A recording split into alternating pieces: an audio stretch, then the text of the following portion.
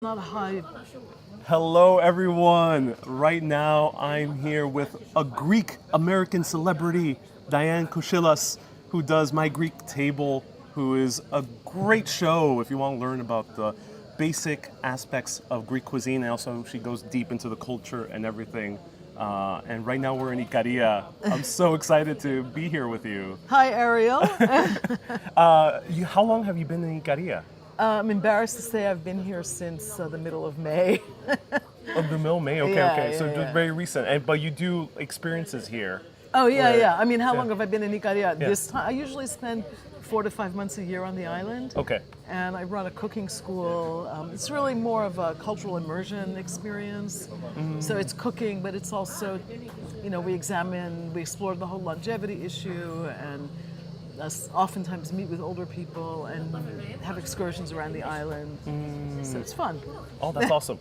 Okay, everyone, let us know where you're watching from. Say hello to Diane Koshilas, who's from New York City, just like myself, raised in Jackson Heights, Queens, Raised in a Queens girl through and through. which is awesome. This is the most random coincidence that I did Yeah. not anticipate whatsoever. A few of my viewers actually said, hey, reach out to Diane. Reach out to Diane. I've seen your shows a few times at a glance, but I never realized you were based here and from Queens, New York. Absolutely. I'm based in Athens mostly, but I go back and forth to New York a lot. But because I run the classes, so I spend half a year in Ikaria, roughly. And then your father was Icarian? Both parents. My father was born parents. on the island Okay. and went to the States in the late 1930s. And my mom's father was born on the island. Wow. So that's how my parents met, actually, through my grandfather. So. Oh, that's amazing. And then how did they end up in New York City? My parents met after the war, after World War II. And then my father met my grandfather at the Icarian coffee shop on the Lower East Side of Manhattan. There was a Icarian coffee shop. Absolutely. Okay, Yeah. that's interesting. Because that was, every region of Greece, every island had some meeting point. And that was how people networked. And, you went to the States as an immigrant, you found work through people you knew, through people in your village who had gotten there earlier and maybe had set up a business or knew someone else, from the village or from the island who had a business. So that's essentially that's how people started to settle, It was- Oh, I see. and that's my father after World War II. He fought in World War II for the American Army, and he came back to the States as a U.S. citizen, and went to the Icarian Cafenio on the Lower East Side. Met my grandfather, who had a spinster daughter, the age of 32 and unmarried. Oh, wow. Oh wow! This was like 1945. But it's normal for Icarian women also to marry a little bit later, right? In general. Yeah, I mean, Icarian women are very dynamic. Okay. And I think a lot of that just comes from the nature of the island. It's it's a rugged place, and a lot of especially on the north side of Ikaria, a lot of the men are still to this day are in the merchant marines. So women spend a lot of time alone here. So they have to, know how to do certain things that seem like men's work. From chopping wood to Right. whatever. So yeah, we're very dynamic. So they met over there being introduced in the Lower East So my Side. grandfather was bemoaning the fact that he had an unmarried daughter who was all of 32 years old, Okay. and he couldn't die in peace until she was married off. So my father's let me meet her, and they fell in love. Oh, that's amazing. Wow. Oh, that's great to hear. Yeah, I mean, this was right after World War II, so there was people were in transition.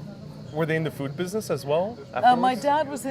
dad my dad was a cook, and also had a food business on and off over the years.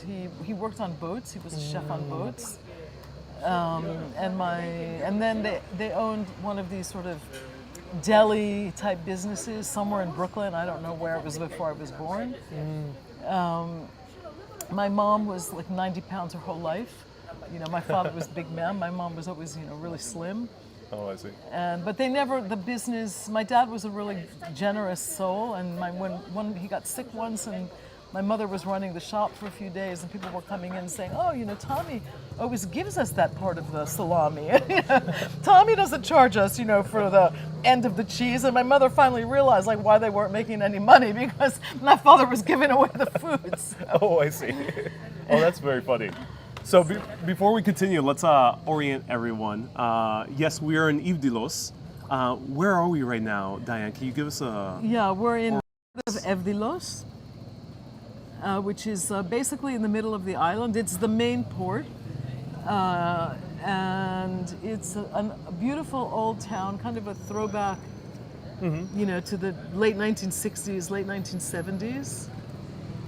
And then very neoclassical architecture too, because it's... Yeah, and it's a lovely place. It's a marina and all these cafes along the water. So it's, it's a pleasant place to come and sit and have a coffee or a meal. Or, while you wait for the ferry to... Right. Whatever, eat something really quickly. So that's kind of what Evdilos is. Or drink a feather espresso for over 4 hours. Right. Because you're waiting for the ferry for a long time. And let me say hello to a few people. Rocky, nice to see you here. Ofofutos, who's a Greek viewer, says that I'm mispronouncing the island of Kufonisia. How do I pronounce that? Kufonisia. Or Kufonisia. Kufonisia. Okay, thank you so much. Kufonisia. Appreciate that. Gij says, excuse me, how are you doing? Hey, Kat, how's it going? Lefteris is viewing from Ikaria. He saw me randomly in Agios Kirikos. And how is it cool to meet someone from the same place? Yeah, that's right. Shane is tuning in from Kos. Shane, we're waving to you. You're pretty close. And hello, everyone. Let us know where you're watching from, and feel free to ask any questions to Diane.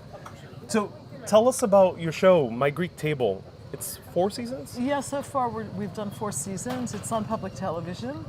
The first 4 seasons, basically we're traveling around Greece and exploring not only the food, but also the culture and the natural beauty of the country, meeting interesting people who are either producers or farmers or chefs or local cooks, bakers, all sorts of things, delving into the regional aspects of Greek cuisine, which is still very much a huge unknown in the United States.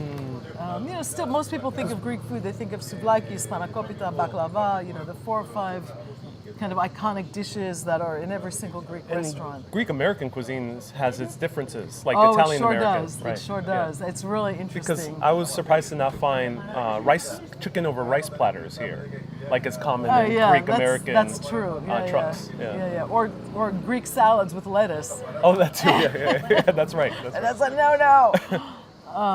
But yeah, so My Greek Table has been on public television for 4 seasons. And we're working on a slightly new concept for season 5, but I don't want to talk about it just yet. But it's cool that you have this concept that's out in the streets, out in the places here in Ikaria and other islands, and then also in the kitchen table. Yeah, so cooking is always a big part of it. I mean, I came to it through cooking. So, but I also, I really love Greece, and it's still such an unknown place for most people. People tend to gravitate toward the islands that are most popular. Exploring the country will, provide some pretty incredible experiences, and it's a stunningly beautiful place. I mean, this year has been tragic. This summer, more acreage has burnt in Greece than in. They were the largest fires of anywhere in Europe this year. So it's pretty horrible. They're still burning.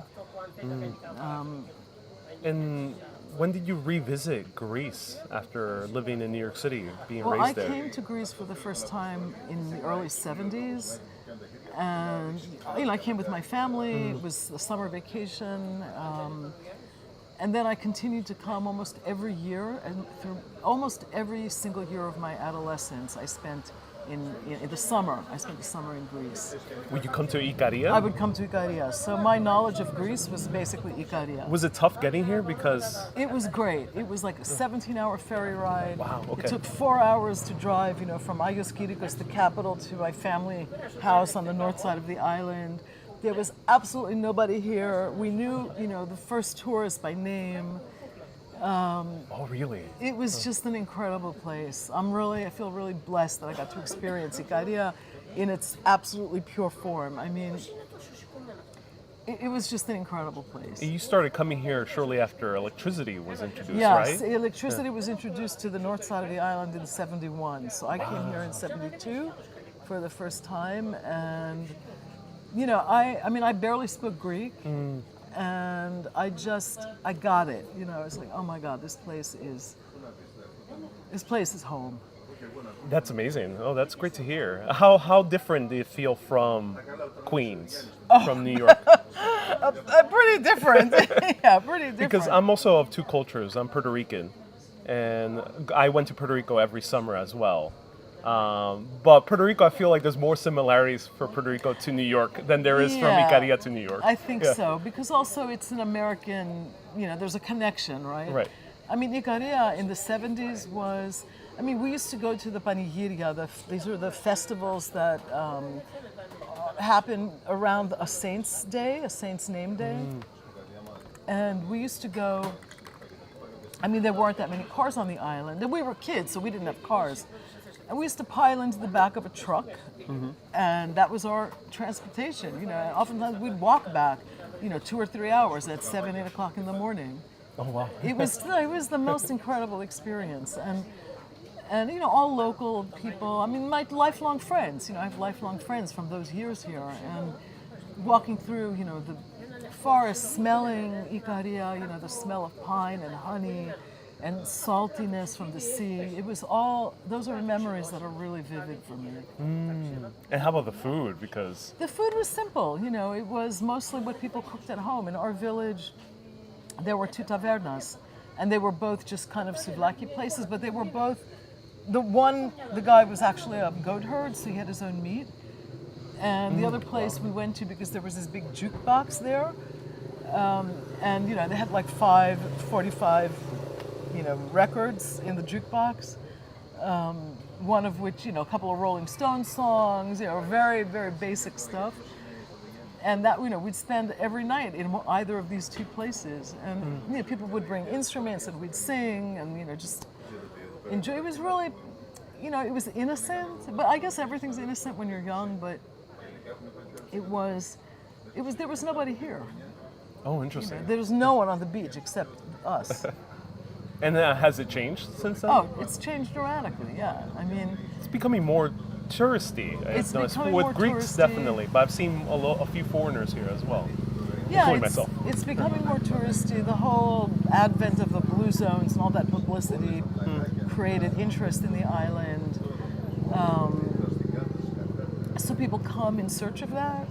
A lot of what I do in the classes too is sort of taps into this. What were people eating, and was it mostly a plant-based diet, or how much meat was in the diet? And we talk about that, and we examine the issue, the whole sort of longevity phenomenon from all sorts of different aspects. So, but people, I think there's real interest in that, and I think that people are also interested in when they travel, they're more and more interested in having a real experience as opposed to being ushered like, sheep through, with somebody holding a placard, following them. People want to sort of experience a place. So Ikaria is still real, which is good.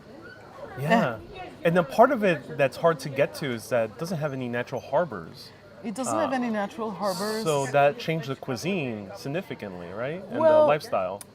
The fact that throughout its history it had no natural harbors essentially meant that the island remained in isolation, and as a result, what happened here was, it wasn't by design, right? It was by accident, basically. This local culture that was very focused on, solidarity, like people really have a sense of helping each other, and you're stuck in one place. You've got to get along, otherwise you're not going to survive. Yeah, exactly. And this culture of solidarity, being isolated, being a place where, because it had no natural ports, and because the waters around Ikaria are famously rough, it's the roughest sailing ground in the Aegean. It was also a place of exile from at least the Byzantine era. So there was always this, element here of people who thought outside of the system, who thought outside of the box, who had different ideas for how life should be or how communities should be organized or what a belief system was. And I think that the confluence of that, that and the local culture created this, this very unique local identity and local culture that extends beyond the borders of the island. I mean, this is something I tell my cooking school guests all the time. I grew up in New York City. There was a little Icarian enclave in Elmhurst and Jackson Heights, Queens, and my parents, there still is an Icarian social club in the neighborhood. And people now come from the suburbs because they don't know, not that many Icarians live in Elmhurst and Jackson Heights anymore. But the friends of my the kids of my parents' friends were kids that I grew up with. We would get together every weekend. And we're still really close friends. And my kids now are friends with their kids. Oh, that's amazing. So there's this multi-generational connection to people here that is very difficult to comprehend if you are raised in a really mobile society like the United States, where people don't really have a sense of roots, or very few people have a sense of roots. So for us, every Labor Day weekend there's an Icarian convention somewhere in the United States. This year it's in Philadelphia, and 3,000 people pile into a hotel, and more than half of them are under the age of 35. Oh, really? And a lot of them, they're fourth and fifth generation Icarian Americans, and many of them have never even been to Ikaria, but they still feel this connection. Their grandparents or their great-grandparents were from the island, and there's just this really strong pull, and it's a very deep sense of community and solidarity. And I still have friends in Jackson Heights, one friend in particular. I always go to visit his mom, Queen Mary, and there's always a pot of coffee, and there's always, one of her famous cookies, that she makes on the table, and usually there's some older Icarian, who just also happened to pop by, so there's this continuity, we're getting the news of the island. It might be, February, New York City, but there's still this connection that just spans continents and generations. Oh, you still hear the little news of the island. Absolutely. Yeah, absolutely. Oh, that's amazing. And that's what I like about Greek culture, is very communal, as opposed to American culture, which is very individualistic. Yes, that's true. And it feels nice being here in Greece. I'm not part of the community, but just being surrounded by it, it feels very homey, very cozy. Yeah, Greeks are very warm and hospitable, but Greeks are also individualistic. Ego is a Greek word. Okay. Interesting. Okay. Ego is a Greek word. Ego, me, I. But there's a really strong sense of community too. So it's also, I think, it's a very family-oriented culture. So that extends beyond the nuclear family into the people you're familiar with or your fellow villagers. And in Ikaria, we're all related one way or the other. So even in the village, there's one of the beauties of living here, or as an older person, is that you rarely feel lonely. You can go up to the village, and there's always someone in the cafe, just to shoot the breeze with. Just to get the news of the day, or to solve all the issues. Plaguing the planet, over a cup of Greek coffee or something. So, anyway. Oh, that's amazing. Let me say hi to a few people tuning in. Okay. John says it's 2 a.m. here in Wyoming. Oh, yes. Big time difference. Even the Koreans are not awake at this time. So don't feel bad. Corral from West Virginia, nice to see you here. Susie asks, have you been to Scorpios? I have not. No, that's now owned by a Russian oligarch, so it would be hard to get there. Talu says, such a beautiful place, it really is. And welcome everyone, nice to see you here. Susie says it's very similar to Puerto Rican culture as well. Yeah, there's a lot of connections between Greek and Puerto Rican culture. There are a lot of similarities. A lot. So how does it reflect in the food? Because one of the best salads I had was actually nearby here in a restaurant called Cozy Blue. It was a wild green that's a new salad. place. Yeah. It's a wild green salad with tomatoes and this local cheese that's very soft. It's almost Yeah. like cottage cheese. And it blew me away. Oh, yeah. I never knew that greens could taste so Oh, good. greens are great, and they're a big part of the Greek diet. I mean, the food is very localized here, so, and I think that's also, there's people are now starting to research it at a more scientific level in terms of the diet and longevity. But there's a lot of foraged foods, so things in season that people pick wild, mushrooms in the winter, all sorts of greens. Things like asparagus and wild artichokes and fiddlehead ferns in the springtime. So those things, I think, they're not necessarily unique to Ikaria, but the diet here, look, the diet has also changed. People are eating a lot more meat and a lot more processed foods. So I think that, maybe in the next 20 or 30 years, it'll be interesting to see if Ikaria, retains this longevity phenomenon. But That's interesting. but the diet here, there are a few very local dishes. The one sort of national dish of the island is called soufiko, which is a layered vegetable dish. I tried that as well. It's delicious. Yeah, it's delicious. We make these. And it's stewed? It can either be a stew or a casserole, depending. Okay, There are good. little regional differences from the south to the north side of the island. Okay. So on the north, we make it in layers. On the south, they do it in a frying pan. I had a frying pan Yeah. version. And to me, it was very reminiscent of fricassee in Puerto Rico, which is Okay. also fricassee in Cajun cuisine. Okay. It's kind of that vegetable stew with chicken. Okay, so we don't put animal protein in it. Mm-hmm. It's all vegetable, but it's similar to ratatouille or dishes like that with eggplant and tomato and zucchini. All the summer vegetables, big peppers, all the summer vegetables. But another local dish is something called pitarakia, which are just these little. They're almost like spring rolls.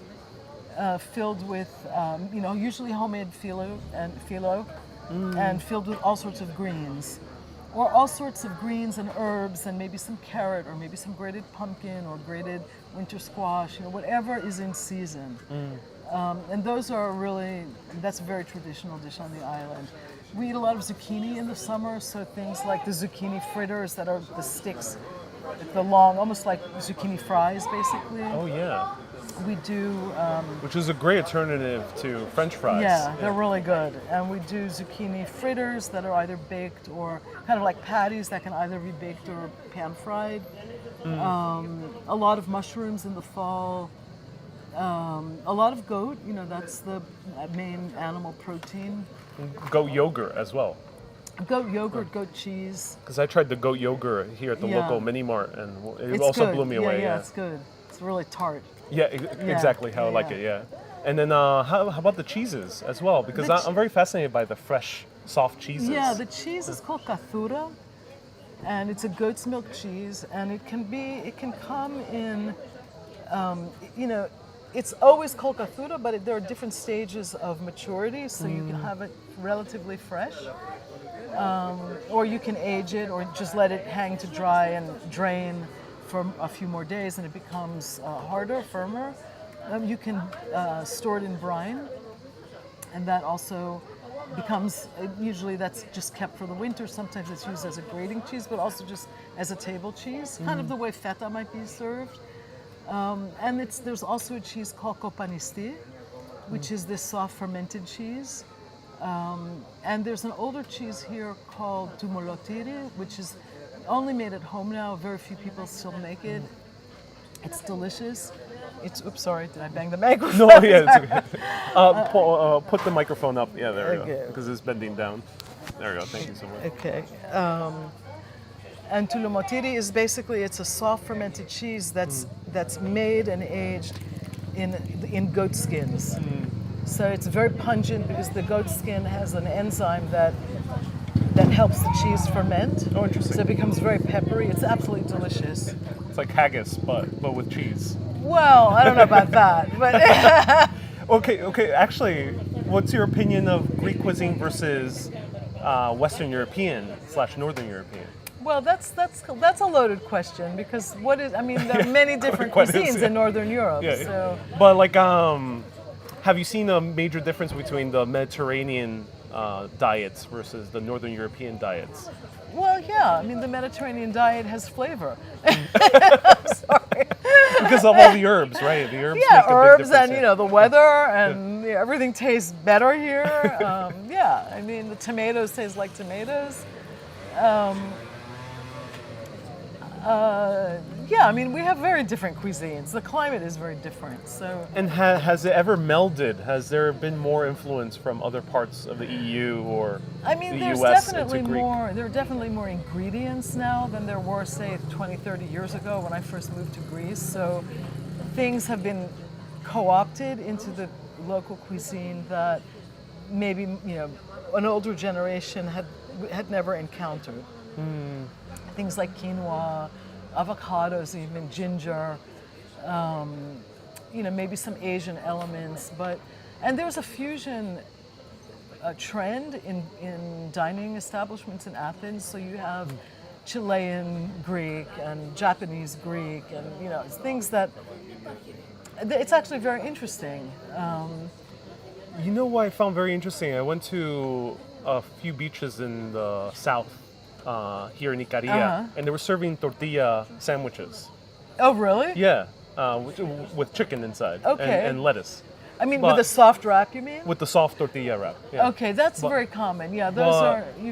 To finish the story, I was Okay. actually reading this book called Icarian Tales, and the woman here, her name is Topsy Duris. She said that when corn was introduced here in the late 1800s, the Icarians started making a flat masa out of the corn, which was fascinating. That they were basically making tortillas, Well, at least for a little while in that They late were 1800s. making cornbread that was called bobota, Ah, there we go.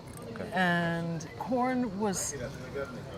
corn's interesting because it's something that people still grow on the island. We call it kechro in Ikaria, or kalamboki, and it was oftentimes used in place of rice.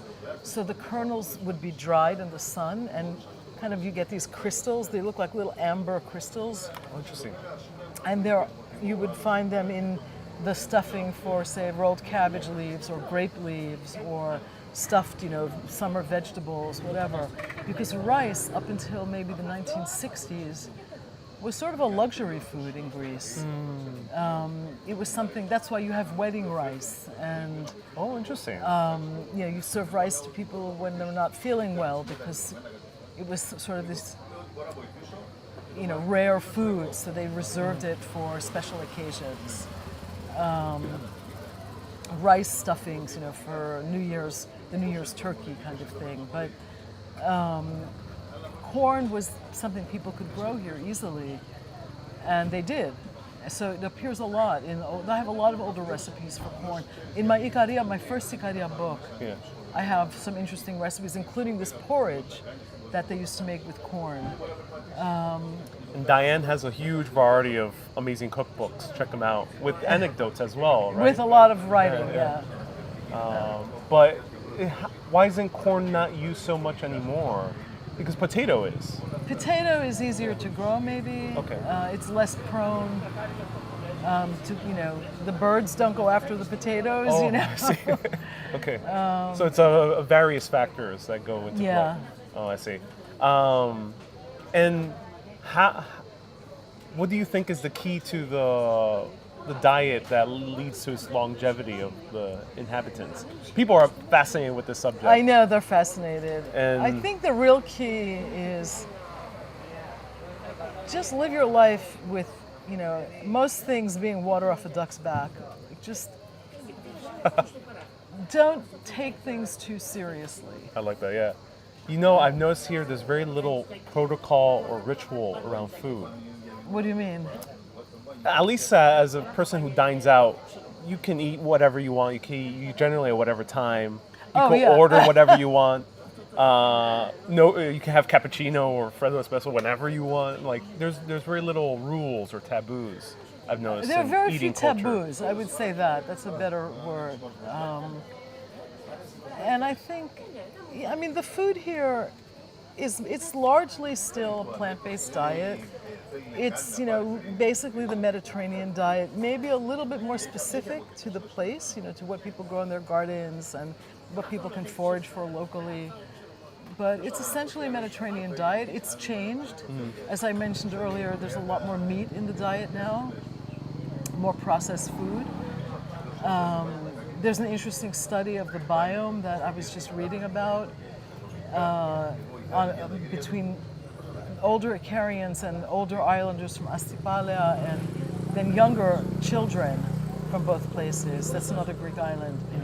And the older Icarians, over 90, have a very different microbiome from the older people on the island of Astypalia, but the kids under 5 had basically the same elements in their microbiome because they're all eating the same, packaged croissants and cookies and potato chips, from, Oh, I see.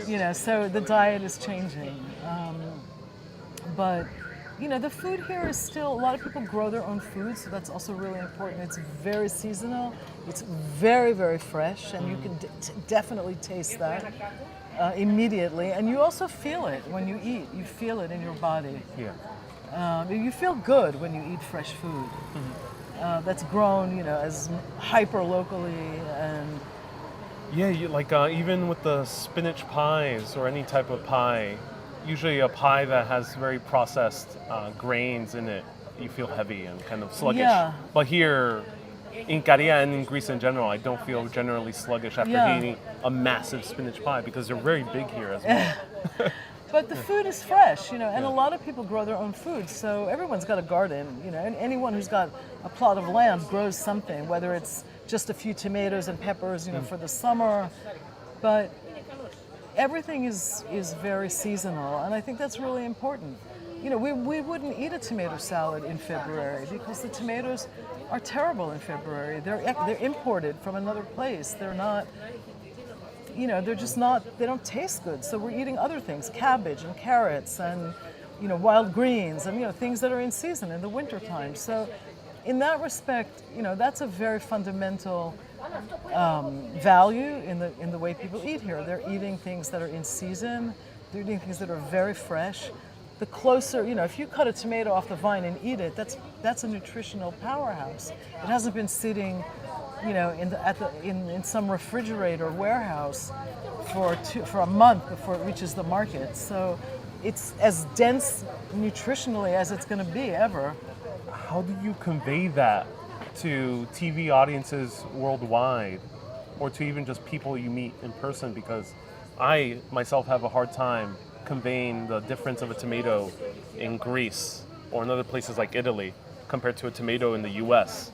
And people think I'm crazy sometimes. I'm like, but no, the tomato has so much flavor and even the actual juiciness is different and everything about it is very different from, unfortunately, the very watery tomatoes that we tend to make in the US. Right, it's because everything's overwatered. Here, this also applies to the potato as well. We don't have water in Greece, so things aren't watered as much. Ah, okay.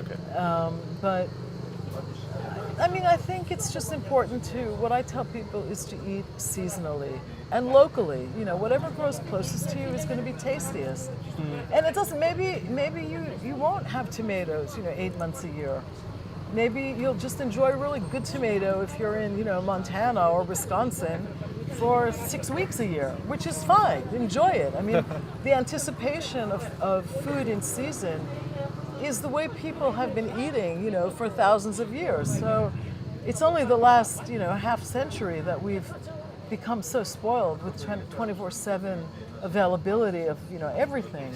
Right. So, and some people are more fortunate. They live in climates that are more conducive, to growing food more easily. That tastes better. Some people live in colder climates, but you can still adapt the basic idea of the Mediterranean diet, which is to eat real food, seasonally, locally, and cook it.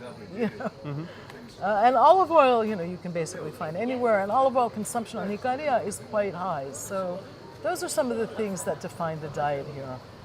Do you think it's possible to use other oils, local oils, if you're from another part of the world? I think that the benefits of olive oil are unsurpassed, and no other oil comes close. Interesting. Okay. So that is worth importing and exporting. Absolutely. Okay. Yeah. I see. And how has been your experience making television? Have you seen people learn more about Greek cuisine? Have you seen the change? I get some great views? emails from people who will, write things like,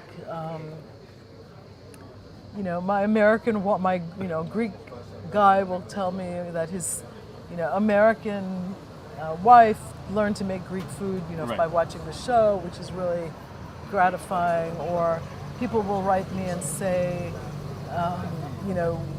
we're coming to Greece next summer because we're going to Volos. We never knew that place existed, or to Pilio, because we saw it on your show and it looks beautiful and interesting. So I think the show has done a real service to just opening up Greece to people who are interested and engaged travelers, but also want to get beyond, the 3 or 4 places that are just always on the front page of the travel brochure, the Santorini, Mykonos roads, whatever. Greece is an incredibly beautiful and multifaceted country, so it's worth exploring in all seasons, not just in the summer. In all seasons, that's interesting. Yeah, I can't wait to maybe come back in winter and try, as you mentioned, more of those squashes, those carrots, and everything. Let's answer a few questions that people have. We have, Petro says, go to a panigiri. How do you recommend people getting to panigiris in Ikaria? Or what's the season to come? What transportation you mean? Or? No, or like what time of year? And most what's of them the best area? Most of them are in the summer. So. Okay. And let's see. Do you make desserts as well as Susie? Do I make desserts as well as? Yes. No, also because as well. Okay, because a lot of your cooking shows are focused a lot on the food, on the savory. I'm not a dessert person. Baking is very exacting, and I tend to be more liberal in the way I cook and less regimented. So I'm not a great dessert baker. I'm not a great baker. And everyone, thank you so much for tuning in. Do you think good food can keep Ariel in Europe, says Maurice? I think, okay, that said, how do you feel about American food?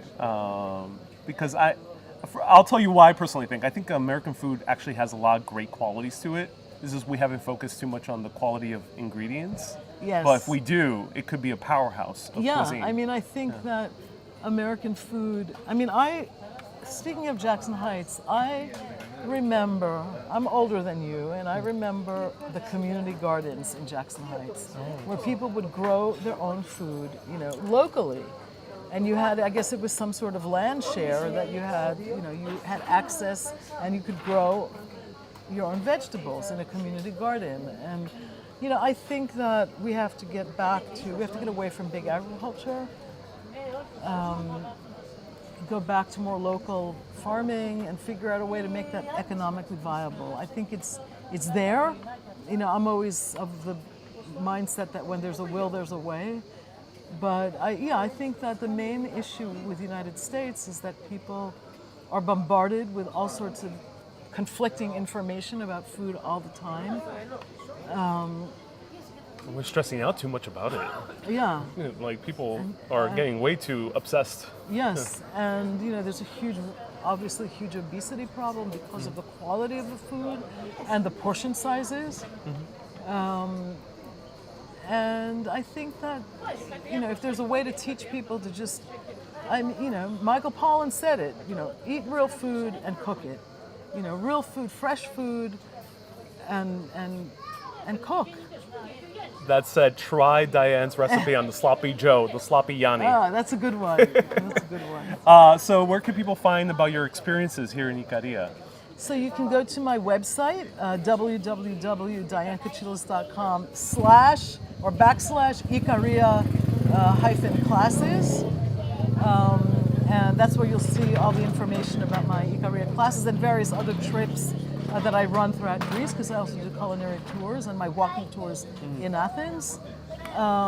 You can find my books on my website, but also on Amazon. What's one book that you recommend people reading first?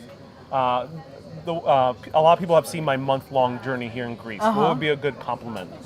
I think my basic sort of down and dirty Greek cookbook is actually my first book. It's called The Food and Wine of Greece. Okay. But the Ikaria cookbook is also really good. The My Greek Table cookbook has great recipes. And I have a book coming out in March called The Ikaria Way, which is not exactly traditional recipes. It's really meant to, I created recipes that are in the spirit of Ikaria, but with ingredients that are readily available to people who don't live on the island. So, even things that you might think are a little bit unusual, like tofu. I have a couple of recipes, Mediterranean, diet recipes using tofu, and but a lot of traditional Greek recipes too, but all plant-based. So I think those are.